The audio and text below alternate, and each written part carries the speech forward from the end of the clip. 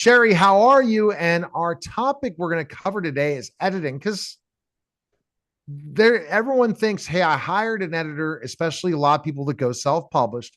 I hired an editor.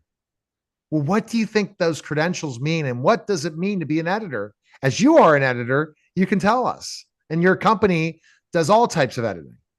We do. So first of all, thanks for having me. And thanks for letting me answer that mysterious question that people seem to have. So when it comes to a book, there are different types of editing, and people really they need to be clear on it. And what we do is we give them a description, a very in-depth description of each edit, so they know what they can expect when they do an edit. So a lot of times and many times, what we will start off with is a developmental edit. Some people call it a substantial edit. It is it's kind of taking an edit, like taking the 60,000 foot view from, up in the sky and you're going down. And it's looking at everything, every component of the book, whether it's fiction, whether it's nonfiction, does it have all the elements? Is it, the pacing, the characterization, the scenes, the setting? How about organization? Is it missing things? So we look at it, we give them notes in the margins on how to improve, and we send it back to them. I had one woman send me a book that was 17,000 words, a memoir. I'm like, no, this is not a memoir. It's way too short. So I went through it, did the developmental edit. She sent that thing back to me, and it was almost 40,000 words. She just needed to know what she needed to put in there and what she needed to add and how she needed to add it and in what order. So what it does is that developmental edit gets in there and it starts breathing life into your book. It's really kind of edit that most people think of when they think of an edit for a book. So the one down from that is called a line edit. Now, a line edit does just that. It takes your manuscript line by line, and it's looking at more minute things like sentence structure, transitioning.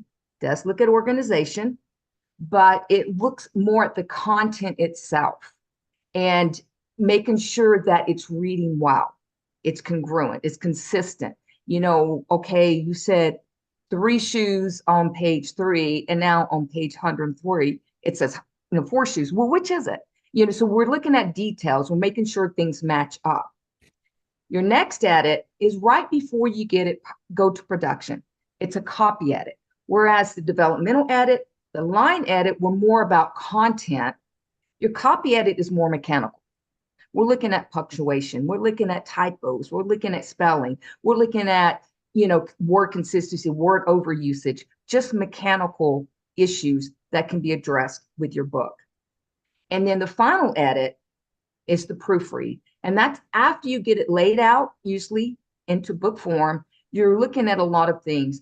How does it look aesthetically? Do you have line issues, margin issues? There's a lot of other little technical issues that we look at. It also is kind of a cleanup.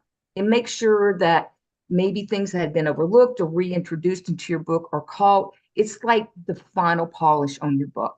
And once you get that proofread done, you're good to go. A lot of times with us, due to either budget or time, we'll combine some edits. Like we'll do a developmental edit and a line edit together, or we'll do a copy edit and a proofread together.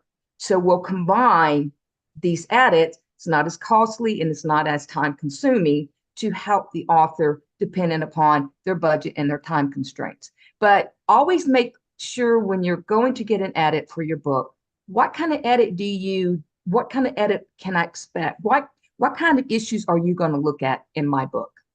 Wow, that's a great explanation. How do you tell what type of edit you're getting? Because a lot of Yes. people are hiring edited services saying they do all of them, but they can be missing components. How do you, once you hire an editor, because this is a great thing, a lot of self-published authors publish everything, but they might do some piecemeal. They'll hire a That's cover right. designer, they'll hire an editor, and then they publish. And they said, well, I hired my editor. How do you know that that editor is competent enough to do all of those areas you talked about in editing? That's right. I have gone through several editors, and I will say that I've kissed a lot of frogs before I got to my princes. And so the editors I have, I don't resource editors. I don't go out and look for them other places. These people have been with me for years. You know, my in-house editor works for me and me only. They don't work for other people.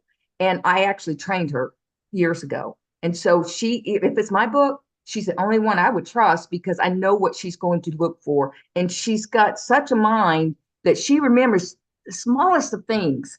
And she'll say, well, on this page is this and that, like, which is it? And she makes sure these are consistent. She's very methodical.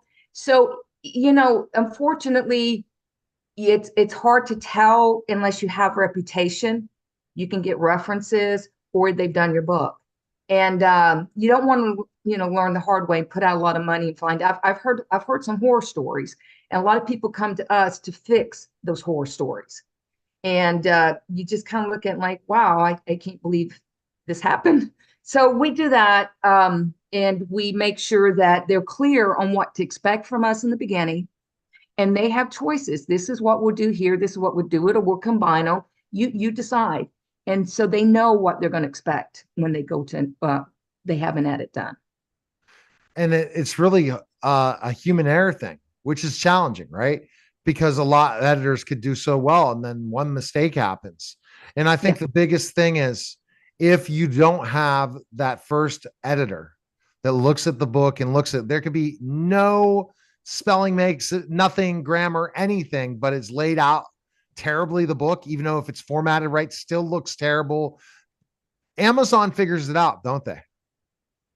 You know, I really can't speak on behalf of Amazon because we'll usually do the proofread or the copy edit before it gets to Amazon or Ingram or one of those, and we'll try, you know, when we do it, we'll clean it up. But it's always good. Like if I'm working on a book and I do a development edit or a line edit, I'll go to my editor and I'll let them do a copy edit proofread.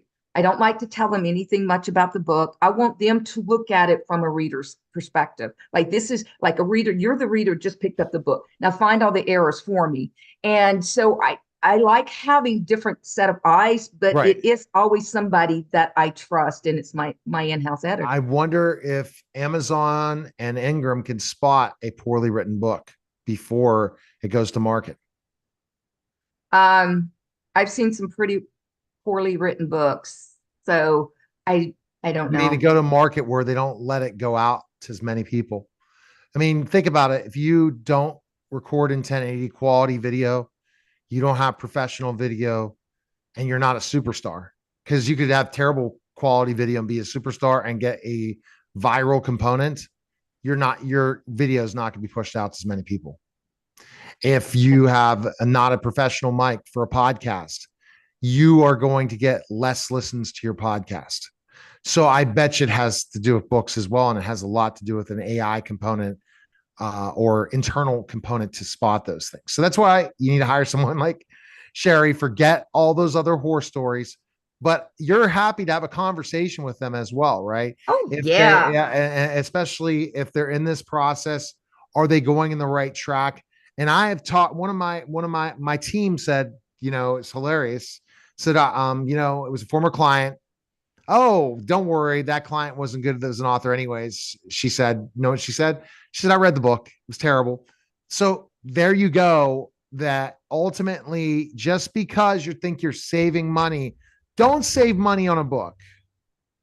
Don't save money on marketing, because it's a reflection of who you are. Absolutely. If you can't afford it, look at things you can afford first and set goals to get to that point. That's right. Yeah. Go ahead.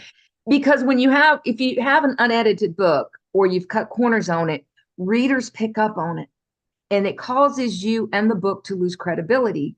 But if you have an edited book, somehow it's like, wow, they spent time on this. It meant something to them. So, you know, it's not just about the short run. It's also the long run on, you know, you want to show those readers, listen, I cared about what I was given to you. You're going to pay good money for my book. I'm going to give you something good for your money. And I may be writing other books, and I want you to read my other books as well. So, you know, that marketing, again, I say, if you don't have a marketing plan, you could have written the best book in the world. It's just going to remain a book. 100%. Okay. Yeah. Best place to go is again? www.storehousemediagroup.com. All right. Thanks, Sherry. Appreciate it. Thanks, Talk to you Neil. soon. Appreciate it. All right. You're listening to Watch the Neil Haley Show, and we'll be